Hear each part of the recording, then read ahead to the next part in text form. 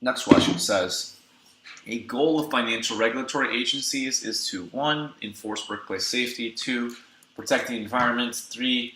Enforce food safety, and 4. Prevent monopolies. Again, I think even with no economics background, you'll be able to say that if you're a financial regulatory agency, you're dealing with financial institutions, your goal is going to be most likely to prevent monopolies, right? And that's very true. You have organizations like the Federal Trade Commission or the Securities and Exchange Commission, which regulate banks and regulate different industries to ensure that they do not take too much market share of in those industries to create monopolies. And so there's a lot of examples of that happening.